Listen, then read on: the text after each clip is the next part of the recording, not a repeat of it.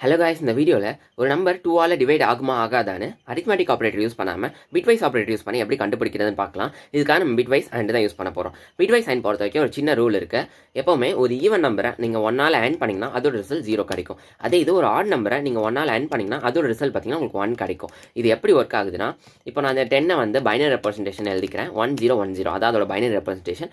அடுத்து நான் அந்த 4 பிட்டுக்கு ஏற்ற மாதிரி நான் வந்து 1ஐயும் வந்து பைனரியில் எழுதிக்கிறேன். இப்போ இது ரெண்டுத்துக்கும் அண்ட் ஆப்ரேஷன் பண்ண போகிறேன். அண்ட் ஆப்ரேஷன் பொறுத்த வரைக்கும் 2 இன்புட் 1 இருந்துச்சுன்னா அவுட்புட் 1 இருக்கும்.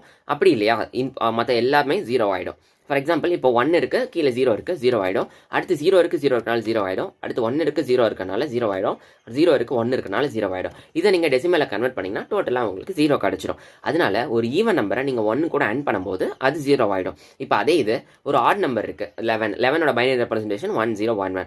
இதை வந்து நான் 1 கூட ஆட் பண்ணேன்னா ஃபஸ்ட்டு 100 ஆகிடும், 000 ஆகிடும், 100 ஆகிடும், 11ன்றது இங்கே 1 ஆகிடும். இதோட ரிசல்ட் பார்த்தீங்கன்னா டெசிமலில் கன்வெர்ட் பண்ணிங்கன்னா உங்களுக்கு ரிசல்ட் வந்து 1 கிடைக்கும். ஸோ ஒரு ஆட் நம்பரை நீங்கள் 1ஆல் ஆட் பண்ணிங்கன்னா உங்களுக்கு ரிசல்ட் வந்து 1 கிடைக்கும். இது எப்படின்னா, எப்போவுமே ஒரு ஈவன் நம்பரை நீங்கள் வந்து ஒரு பைனரியாக கன்வெர்ட் பண்ணும்போது அந்த லாஸ்ட் பிட் இருக்கு இல்லையா, அது எப்போவுமே 0ஆகவே தான் இருக்கும். ஸோ அது கூட நீங்கள் ஒரு 1 ஆட் பண்ணும்போது 0 and 1 லாஸ்ட்டாக அந்த இடத்துல 0 ஆகிடும். ஸோ ரிசல்ட்டு உங்களுக்கு 0 கிடச்சிரும்.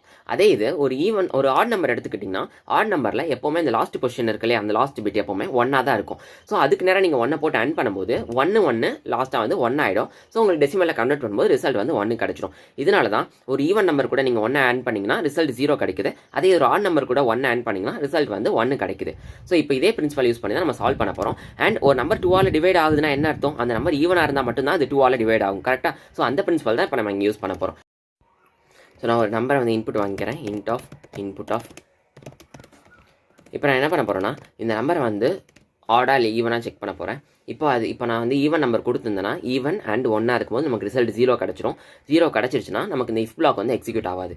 அப்போ வந்து இது என்ன அர்த்தம்? ஆடா இருந்தால் மட்டும்தான் இந்த இஃப் பிளாக் எக்ஸிக்யூட் ஆகும். ஆடா இருந்தால் அது வந்து நாட் டிவிசிபிள் பை 2. கரெக்டாக?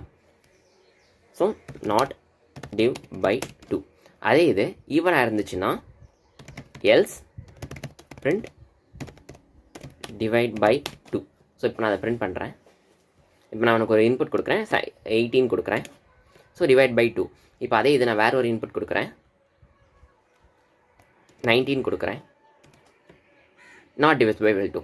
ஸோ இந்த மாதிரி பிட்வைஸ் ஆப்ரேட்டர் யூஸ் பண்ணும்போது உங்களுக்கு இன்னும் கொஞ்சம் அந்த கோடி எஃபிஷியண்ட்டாக இருக்கும். அண்ட் இந்த வீடியோ உங்களுக்கு யூஸ்ஃபுல்லாக இருந்தால் லைக் பண்ணுங்கள், ஷேர் பண்ணுங்கள், சப்ஸ்கிரைப் பண்ணுங்கள். தேங்க்யூ.